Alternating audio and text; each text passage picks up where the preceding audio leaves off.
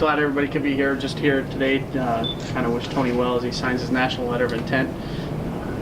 Decided to go to the University of Mary, and we're all happy for him here. The Eielson family is, ecstatic that he's moving on and using his athletic ability to further his education, and we all wish him very well. Thank you.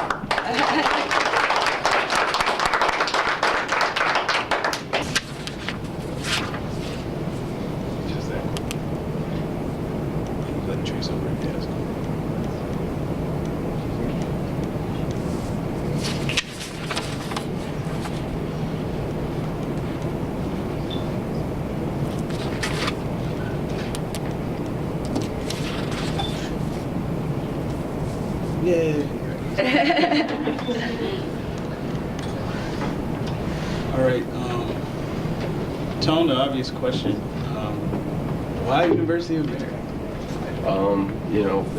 The coaches, when I spoke with them, they thought very highly of me, and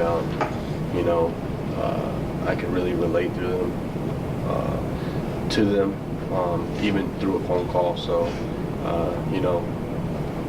relationships like that aren't easy. So I felt like, it was the right thing just from, talking with them. I've known one of my coaches. He went there and he spoke highly of it, and I've spoke to people there and they think highly of it too. So, I just felt like it was a great situation for me.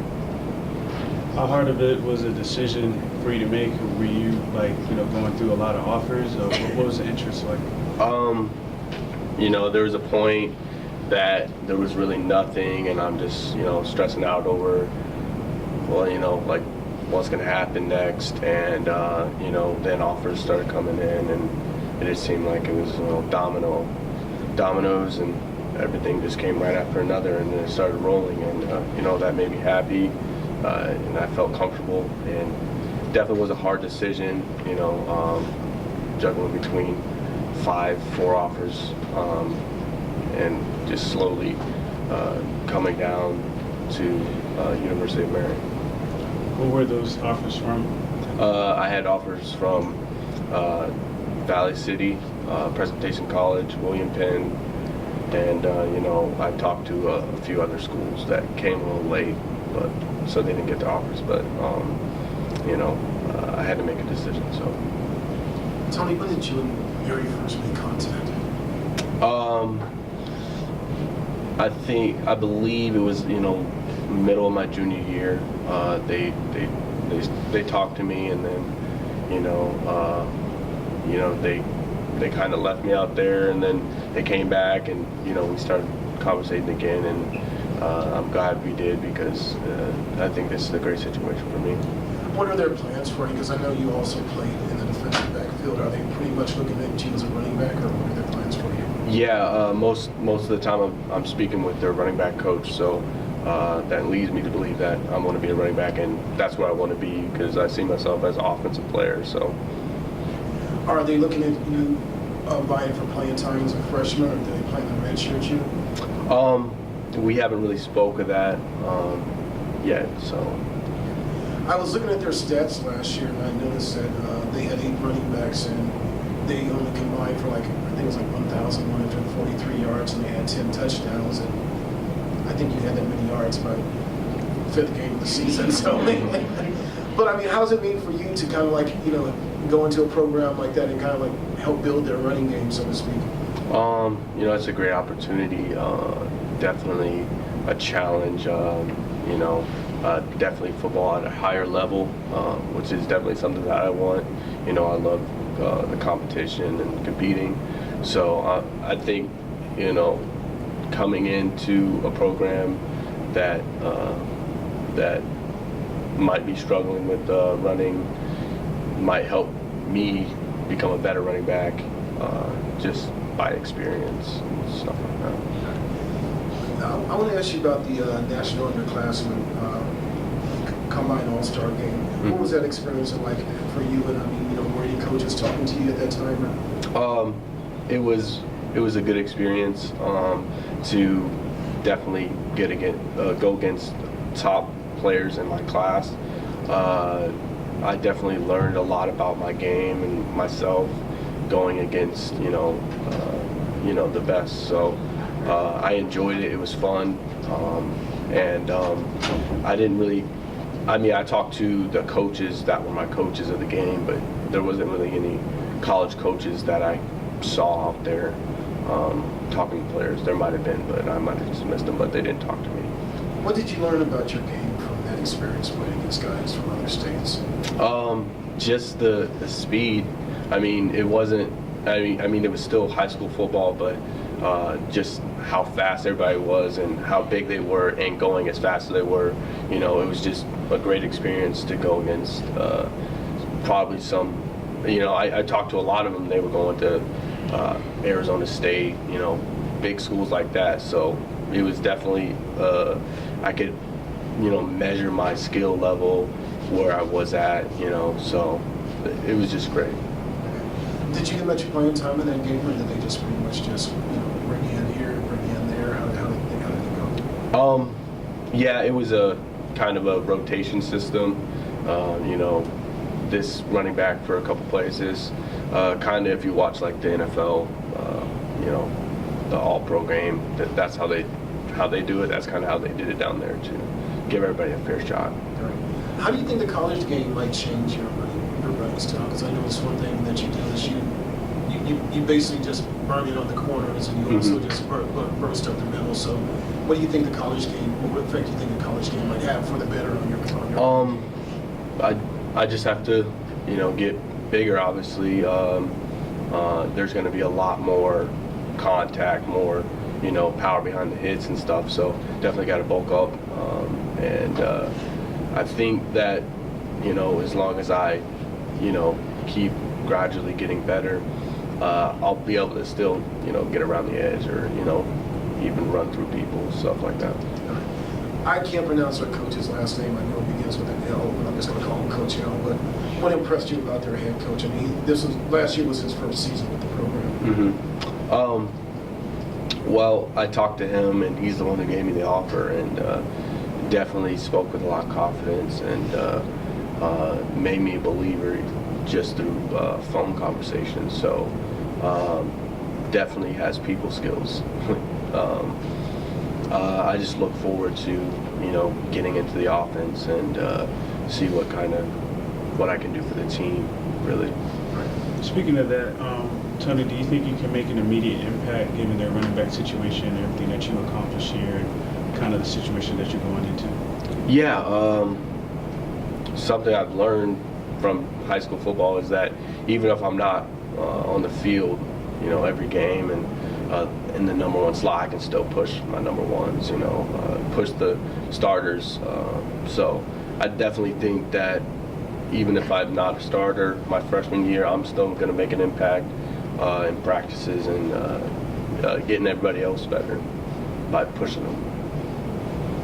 What do you plan to major in there? I want to major in athletic training. Yeah. Now, I noticed Mike Neville is also on that roster, Mono Catholic graduate. I think there's a kid from service on the roster too. So, and I noticed, other teams in the league also have Alaska players. So, was that a factor in your decision to consider marrying? Yeah. I spoke to him about the college, and he said it was a great atmosphere. Even coming from his small school in Monroe in town. So, I spoke to him about the school, and, he said it was great, and, I believe him. And so, yeah, that Alaska did have a factor in the fact that I could get in contact with someone there and speak to them coming from Alaska and how it was. So. What are you going to miss about this program here? And playing with your brother, being around David Devon there and it's just fun.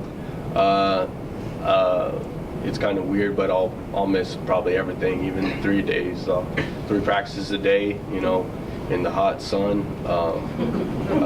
But I'll miss just hanging out with the guys and, learning about my teammates, because that's really what we do when we're out there on those long trips, learn about each other, have fun, joke around, and yeah, I'm definitely going to miss being a Dirty Bird.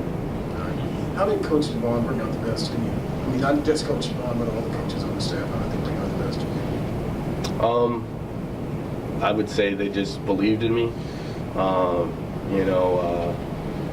It's hard not to feel good about yourself when everybody else sees the best in you. So it's just, just that confidence factor, even from the teammates. Everybody believes in me, and so that's definitely hard to feel bad about yourself when everybody else looks up to you and stuff like that. So.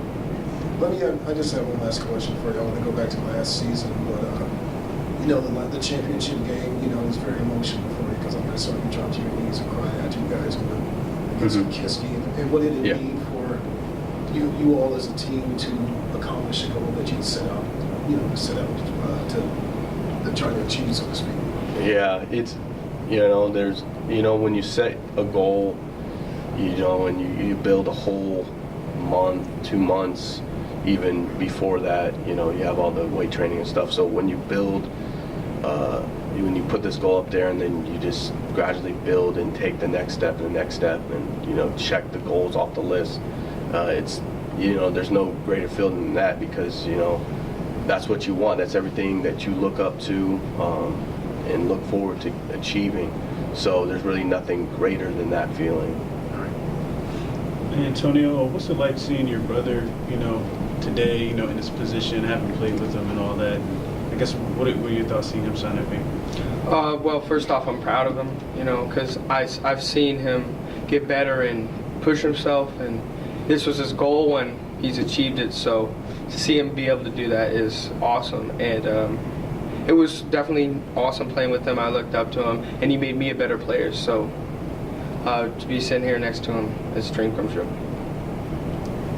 I just had something that just came to mind. I mean, I know you probably don't pay attention to statistics, but what did it mean for you to end the season as a state-leading rusher, but also you set a record for most yards in a single game? I mean, that, who knows how long that may stand, but that's, one way to go out, So what did it mean for you to rack up yards like that? And also, tell me about the job the offensive line did for you.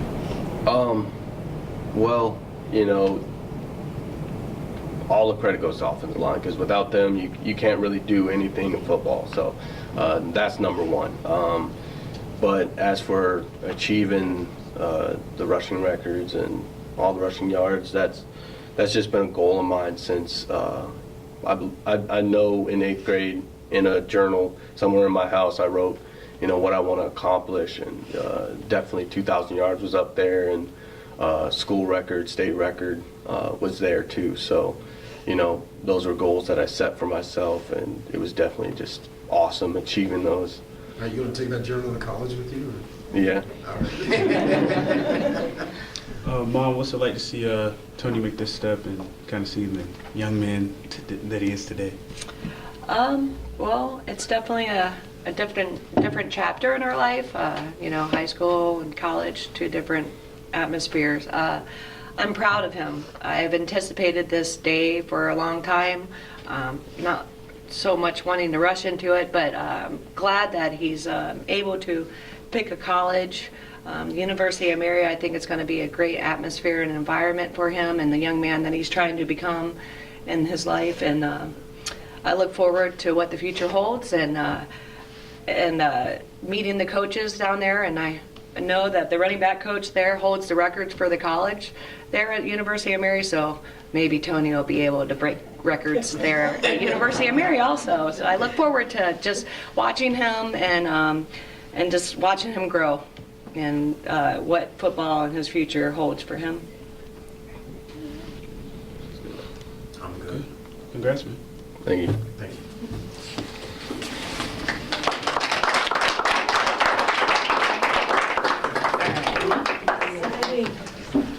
Is it safe to say kids like this only come through Alaska high school football once in a blue moon or once in a generation? Because really, I've been doing this now in Alaska for 30 years, and I haven't seen too many football players like this.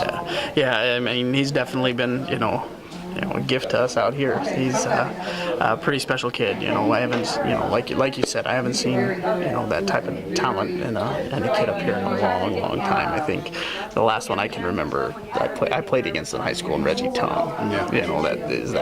I would put him in that caliber.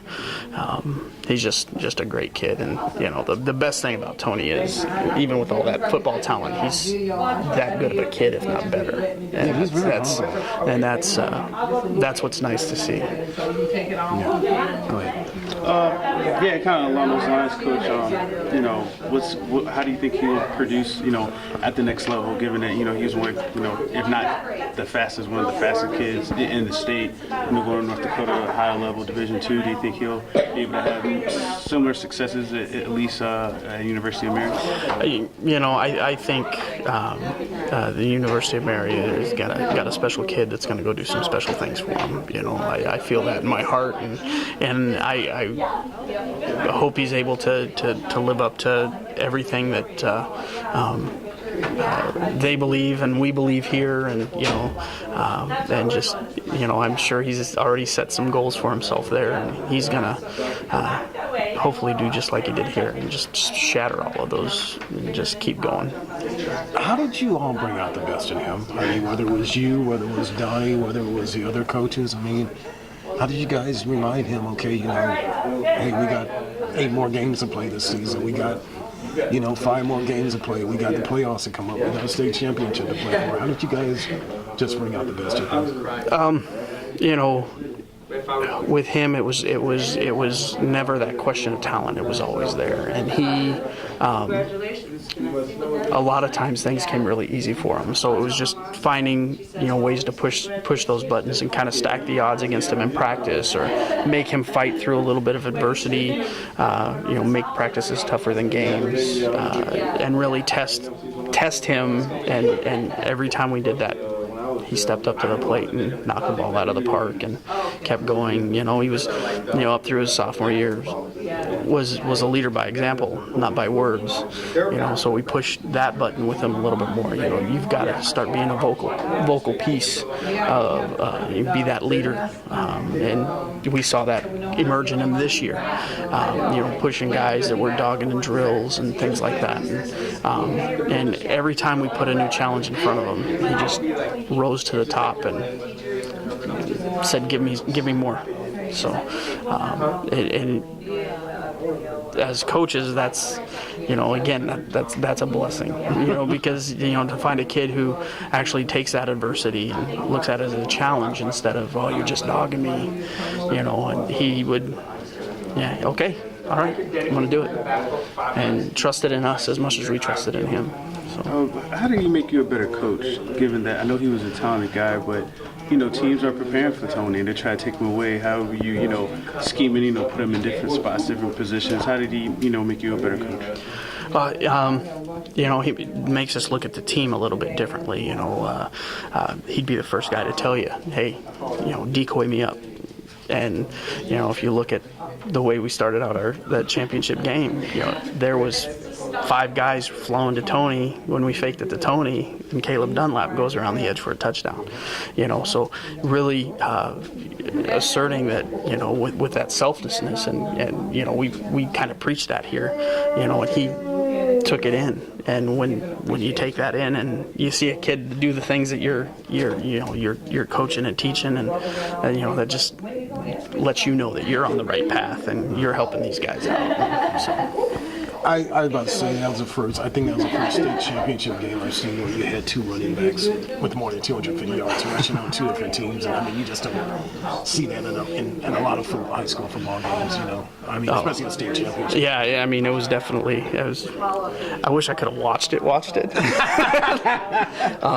Which I finally actually watched the TV version over spring break. So at the beginning of spring break, we watched that. So it's entertaining. It's one of those things. But yeah, it was just 2 kids getting after it, and I Christian Rydell is probably I would put same caliber of kid as Tony, that same kind of competitiveness and stuff. So it was just fun watching them go at it. It's probably a little more fun because we were on the W side of things, but.